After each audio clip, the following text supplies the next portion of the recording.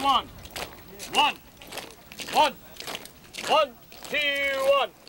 What's happening in the first weekend of January? Oh, a little something called the Battle of New Orleans. It will be January 6th, 7th, and 8th. January 6th will be open to the public. It's more our school days. We have several groups of school kids that come for a field trip, but the public is invited to that as well.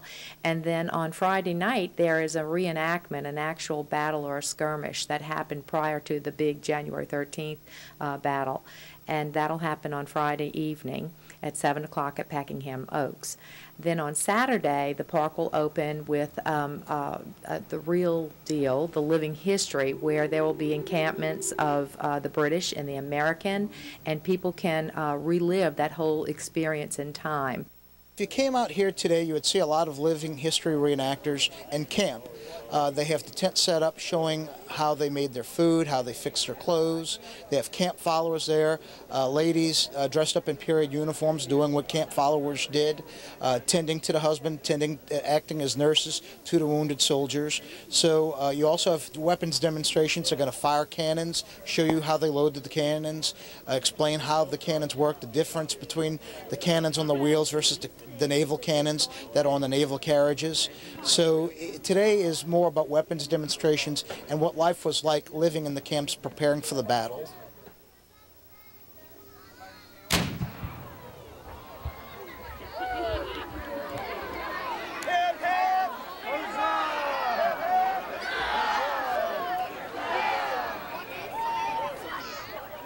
I'm honored every year to be here and to walk on these grounds, which to America's history to me is, shall we say, to some extent sacred, because our nation's capital, for the first time and last time, had been destroyed.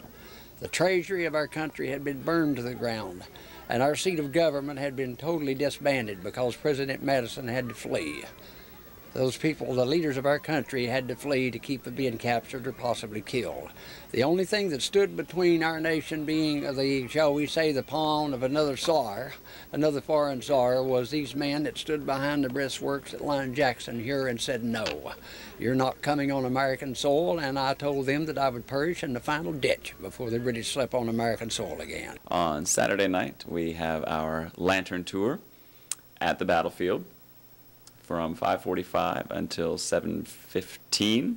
The groups leave every 10 minutes. It's a 90-minute tour, and you can sort of experience the night before the famous Battle of New Orleans on January 8th. So the living history encampments will be there, reenactors, living historians sort of living the everyday life of the different groups of people that were present for the battle, the different groups of soldiers, the American soldiers, the free men of color, the Tennessee militia, the civilians, the women of the city, and the British soldiers as well. So you'll pass sort of from camp to camp and see sort of vignettes or skits that sort of let you know how these people were feeling the night before the big battle.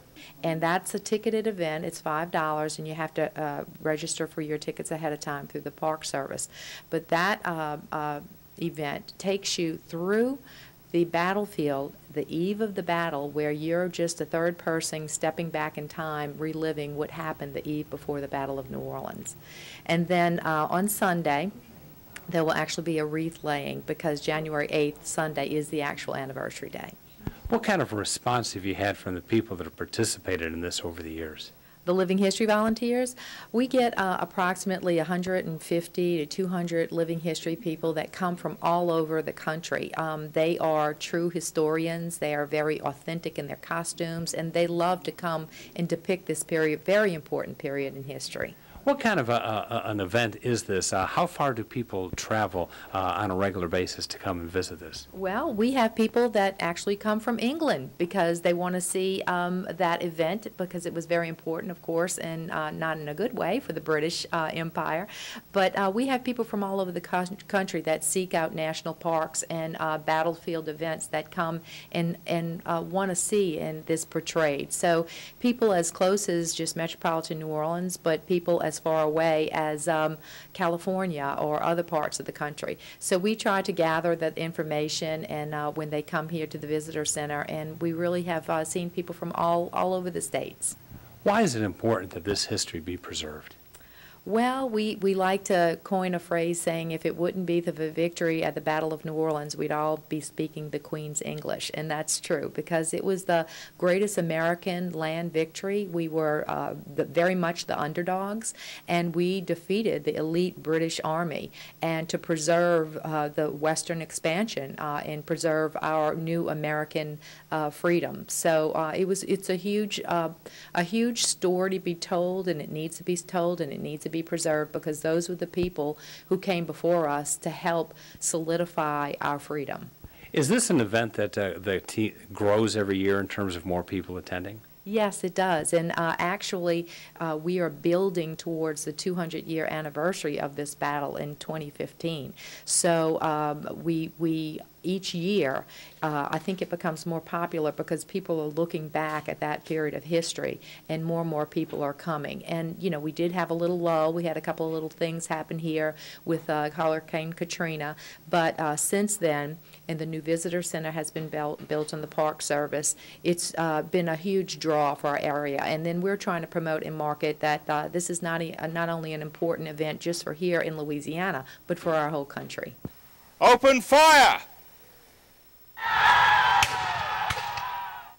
And Andrew Jackson had prepared a surprise. An attack by river from the USS Carolina and sending a force of US regulars and local volunteers downriver to attack the British that were encamped. Well, we started the skirmish in 2003 as a means to build up this event, the Battle of New Orleans commemoration over the years, especially with the bicentennial of the Battle of New Orleans coming up in 2015. We have over 100 living history enthusiasts in period uniforms basically doing a mock battle of one of the skirmishes that took place prior to the main Battle of New Orleans on January 8th, 1815. And tell us the significance of that battle. Well, it's a very significant battle. It's fought on December 23rd, east of the battle site of where the Battle of New Orleans was fought. It was a delaying action by General Jackson in order to stop the British as they were unloading from Bayou Avenue onto St. Bernard Parish en route to invading the city of New Orleans. And what will we see when it's time for the reenactment? What are we going to see? Well, you're not going to see a reenactment of the battle itself with the rampart. What you're going to see is a night battle, which is very rare. You don't have a whole lot of night battle reenactments. So this is a little different, but it's also much more attractive due to the fact you can see the cannon flares and the musket flares. And you're going to see basically British people reenacting British regulars and people reenacting Baratarians and American regular units and militia engaged in a pitched battle reenacting the December 23rd night skirmish. And why was that so critical to our history today? Well, it was very important because that slowed down the British advance on New Orleans. New Orleans really wasn't prepared for the British onslaught. So this night battle through the British, it was a tactical draw, but it was a strategic victory for the Americans. General Jackson swore by the eternal the British would not rest on our soil, and did this attack just as the British were just landing. And while the British were able to fully complete their landing in St. Bernard, they ended up taking time to better prepare their units rather than making a straight attack on New Orleans. If they would have done so, Battle of New Orleans may have turned out very differently. Why is it important that people come to relive history?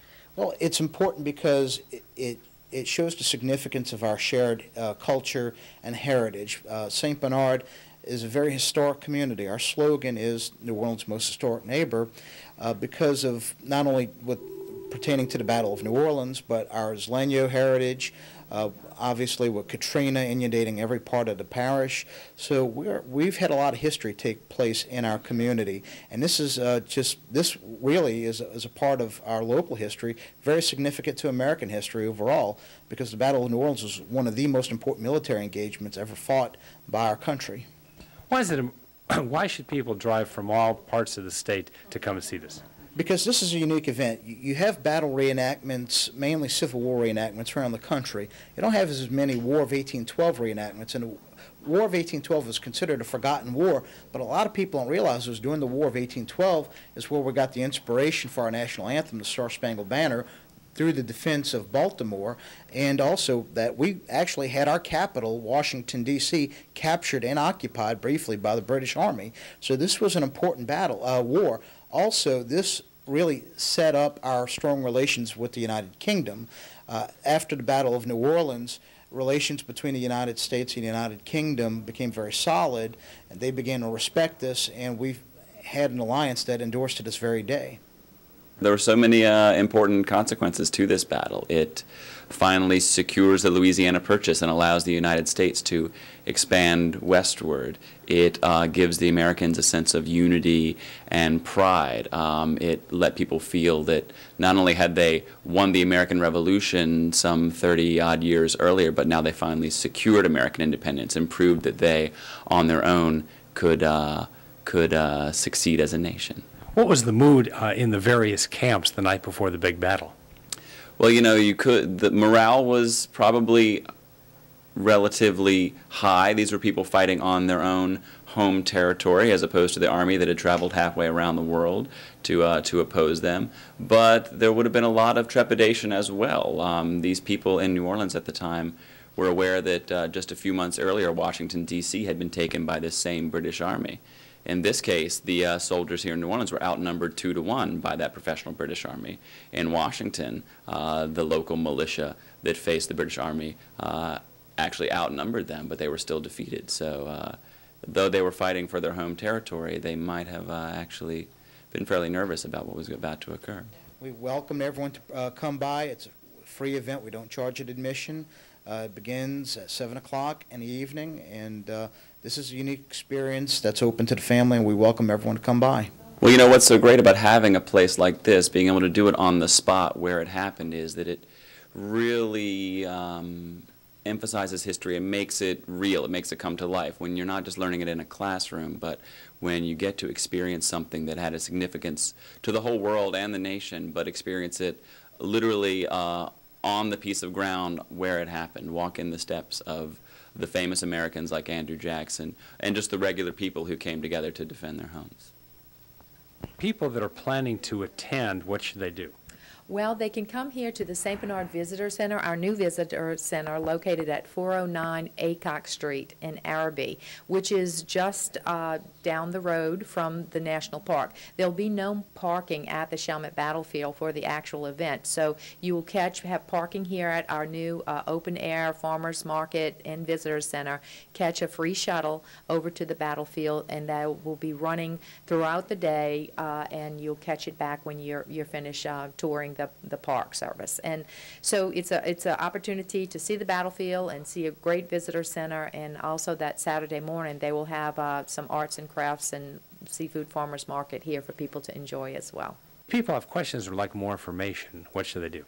They can call us here at the St. Bernard Parish Visitor Center. It's 504-278-4242, or we have a toll-free 888-278-2054.